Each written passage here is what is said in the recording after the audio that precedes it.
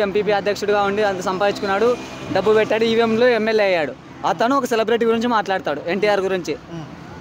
అంటే ఇప్పుడు టీడీపీ పార్టీకి సంబంధం లేదనే విధంగా కూడా చాలా మంది మాట్లాడుతున్నారు కదా. ఇతనే సంబంధం లేదు ఫస్ట్, ఎందుకంటే ఎన్టీఆర్ వారసుడు జూనియర్ ఎన్టీఆర్, వాళ్ళ పార్టీలోకి వచ్చి వీడియో లేదనడానికి. అంటే మరి ఈ సినిమా విషయంలో ఎందుకు అంత క్రూరంగా మాట్లాడినట్టు? ఎందుకంటే అతనికి ఏమన్నా కమిషన్స్ అందిందా, అతను చెప్పిన టికెట్లు ఇచ్చిండరు, అందుకని చెప్పేసి మాట్లాడతారు. ఎన్టీఆర్ ఫ్యాన్సే లేనిది అతను పైకి ఎలా వస్తాడు, ఎమ్మెల్యేగా ఎలా గెలుస్తాడు? ఈవీఎం స్కామ్తో గెలిచాడు అంతా. రాహుల్ గాంధీ బయట పెట్టాడుగా 144 రావాల్సింది వైసీపీకి, కానీ అది రివర్స్ అయింది. సో మరి ఇప్పుడు ఎన్టీఆర్ గారి ఫ్యాన్స్ డిమాండ్స్ ఏంటి మరి ఆయన విషయంలో, ఈ మాటల విషయంలో? బహిరంగ క్షమాపణ చెప్పాలి, ఇంటికి వెళ్ళి వాళ్ళ కాళ్ళు పట్టుకోవాలి ఫస్ట్ ఆఫ్ ఆల్.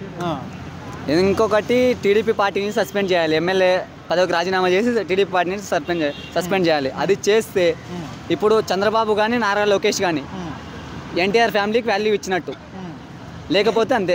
ఇదే మాట వేరే పార్టీ వాళ్ళంటే ఎట్లా ఉండే సిచ్యువేషన్? ఇదే మాట వేరే పార్టీ వాళ్ళు అనింటే ఇండియాలకు రాద్ధాంతం చేస్తారు. ఎవరు ఒక పరిస్థితి చంద్రబాబు కానీ పవన్ కళ్యాణ్ కానీ అంతా వస్తా అంటారు మీదికు, వాళ్ళు ఇలా అన్నారు, ఇది అన్నారు, అదే అన్నారు. అప్పుడు అంత రీసెంట్గా వైసీపీ గవర్నమెంట్ భువనేశ్వర్ ఏదో చిన్న మాట అంటేనే అంతగా లేచాడు. భువనేశ్వర్ వాళ్ళ ఫ్యామిలీనే కదా ఎన్టీఆర్, వాళ్ళ రక్తమే కదా ఎన్టీఆర్, అంతా ఒకటే కదా.